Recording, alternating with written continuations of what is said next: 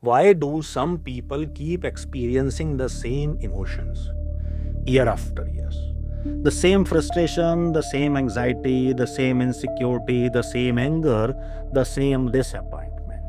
Even when circumstances change, even when relationships change, even when environments change. Why does the emotional experience often remain the same? Because emotions do not simply happen, they are repeated,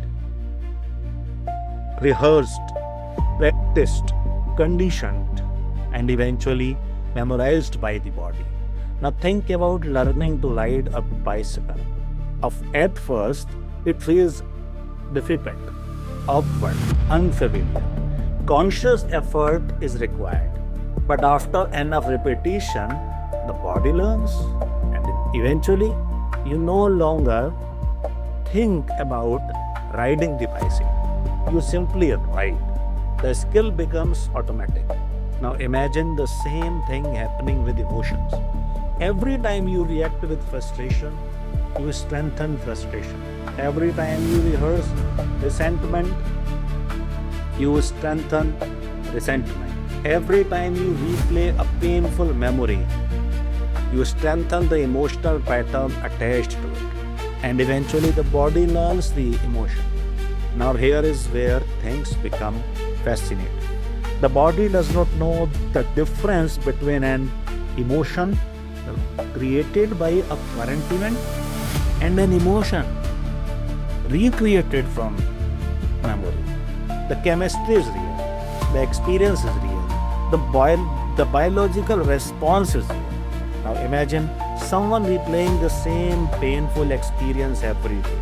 A betrayal, a failure, a rejection, an injustice. The body happened once. The event happened once. But emotionally, it may be happening hundreds of times. Because every replay becomes another rehearsal.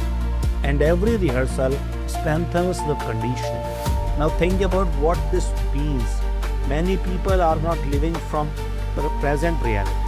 They are living from emotional memories. The body keeps reproducing the same chemistry. The nervous system keeps producing the same responses. And identity begin forming around those emotions. Now the person no longer says, I feel anxious. They begin saying, I am an anxious person. They no longer say, I feel angry. They say, I am an angry person. The emotion becomes identity. The state becomes self-image, and the body becomes conditioned to being that person. Now understand something important. The body loves familiarity, not necessarily happiness, not necessarily growth, familiar. And if stress is familiar, the body will unconsciously return to stress. If worry is familiar, the body will unconsciously return to worry.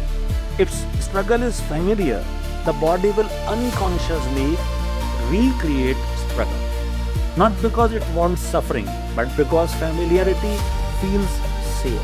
Now think about it. Many people are trying to create a new future while emotionally rehearsing the past every single day. The mind wants change, the body wants familiarity, and the body often wins because it has practiced longer.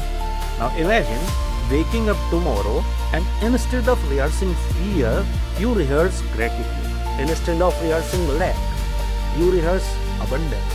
Instead of rehearsing failure, you rehearse possibility. At first, it feels unnatural. Just like riding a bicycle felt unnatural. Just like driving a car once felt unnatural.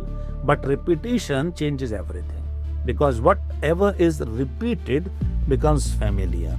And whatever becomes familiar begins feeling normal.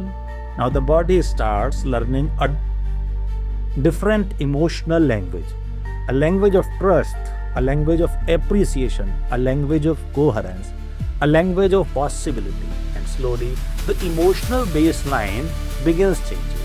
Now imagine two actors preparing for a role. One rehearses fear every day, the other rehearses confidence every day. Months later, which emotion will feel more natural during performance?